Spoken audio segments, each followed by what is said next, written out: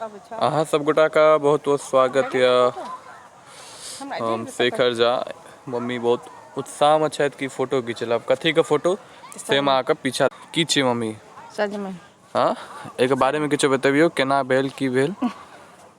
हंसै किया छी अहाँ? बतबियो केना हेतै? ई कते दिन में भेल? ई गाम में देखियो, पहले हम अहाँ सबके देखबा चाहे छी। ई एक तरह के छत छै, छत पर बहुत गोबर पाथर और किछ नहीं छै। हाँ, आप कहियो। बिना खाद पानी के भेल अछि सजमनि। हाँ, ऑर्गेनिक कह सकै छी। हाँ, अपने हम लगेने छी। हाँ, एकर कोनो अथी नहीं।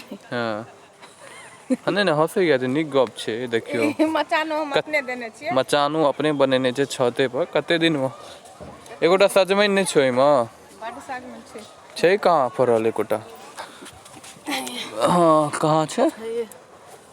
देखियो, मुँहे पर चढ़ल, देखैतो नहीं छै। देखियो, ई सब सजमनि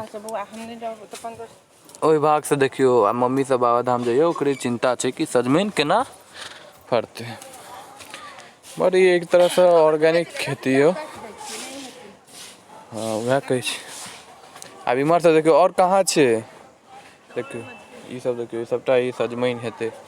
ई सब भऽ रहल छै एक तरह से।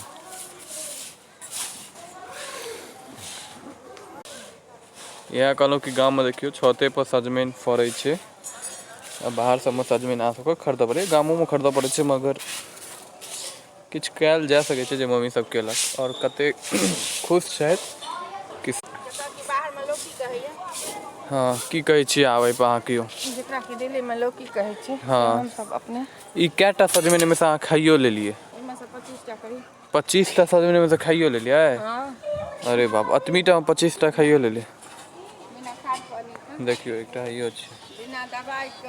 हाँ, आइ काल्हि में बिना मनुख से लऽ कऽ माल जाल, लत्ती फत्ती बिना दवाई के नहीं चलैया। हाँ, ई सजमनि के हम अहाँके एकटा देखबै छी। एकटा देखियो कतऽ से नीचा से छै। तो नीचा से देखियो। चलो ठीक छै, धन्यवाद।